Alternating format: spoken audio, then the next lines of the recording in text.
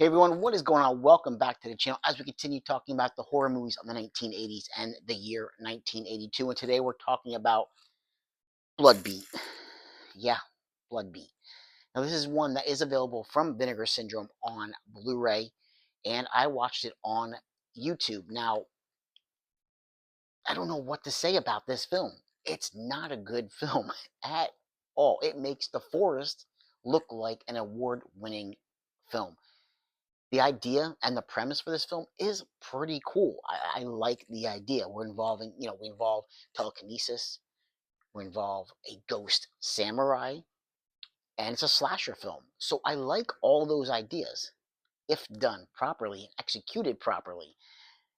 But this film was not acted well, and it was not, the dialogue is not good. It's not written well at all. We start off with this gentleman in the woods who's out hunting. He gets himself a kill. He brings it home to his girlfriend, who basically they couldn't get Shelley Duvall, so they got the next best thing. They got a complete knockoff of Shelley Duvall who looks just like her, and she has some kind of telekinesis power that we discover. Now, this is also a sneaky Christmas movie. Yeah, guys, it's a sneaky Christmas movie. Christmas tree set up. We got the family coming back, the son and daughter coming back to visit, along with the son's girlfriend. And yeah, this one, it's odd because there's just so many different things, random things that are thrown into this film.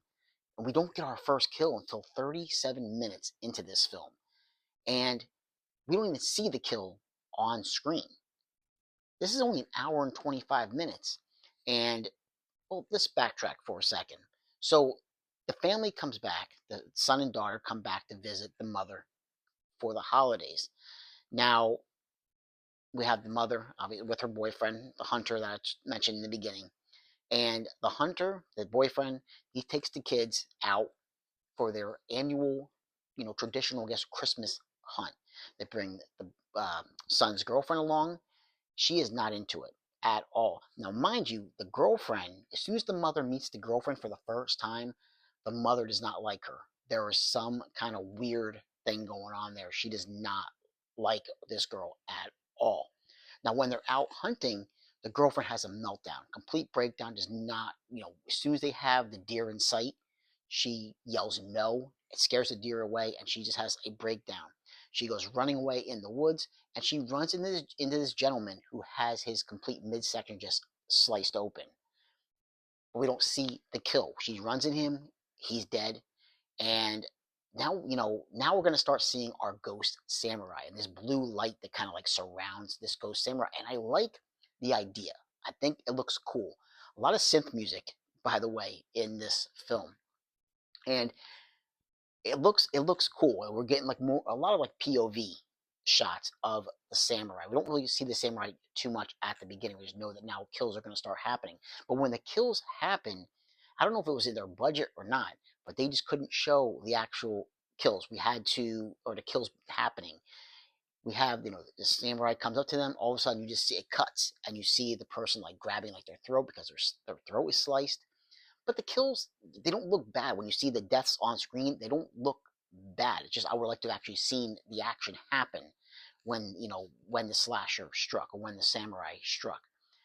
We have kind of this couple who we don't even know who I don't even know who they are. They don't even mention who these two people are, this husband and wife. They don't mention who they are even in the movie. The samurai attacks them and kills them. And the samurai just from there it's just, taking people out. We have a like poltergeist type situation going on in this house as well, where knives start flying, cabinets start opening up. We have the boyfriend, the hunter. He gets knocked out by a good old can of Tab. Remember Tab back in the day, guys? Gets knocked out by a good old can of Tab. And you can see, like I said, the mother has some kind of telekinesis power. The girlfriend that she does not like, something's going on with her. She exhibits some kind of power as well, some kind of connection with that samurai, that ghost samurai. There's a history. Something is going on between the mother and this ghost samurai, this spirit.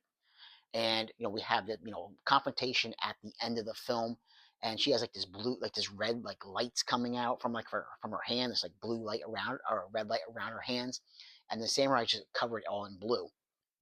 And it's like I said, the idea is there. The idea is cool. Telekinesis, ghost samurai, slasher. I like all those things, but it's just so badly written and just executed poorly. I don't know if the Vinegar Syndrome Blu-ray release is any better, but watching it on YouTube, it looks like things are cut. Things just don't make sense in certain things don't make sense in this film. Now, again, that could have been lost over time. Maybe certain parts of the film were lost. Maybe they were damaged. Because we're talking about 1982 here, guys. So it's been quite some time. So maybe some of the negatives were, couldn't be salvaged. Because even at the end of the film, the very, very end scene of the film, you could see like they spliced together maybe like an old VHS copy or something, because the quality just completely shifts. So this film, though, I can't recommend this one unless you just have a bunch of friends over and you want to drink a little bit and watch this one and try to make some kind of sense of it. Because for one thing, the dialogue, like I said, is bad. But when you're trying to watch it, the volume is very, very low, and it's hard to understand like what is going on, what these people are talking about. I put the subtitles on and I still couldn't make sense of what exactly was happening.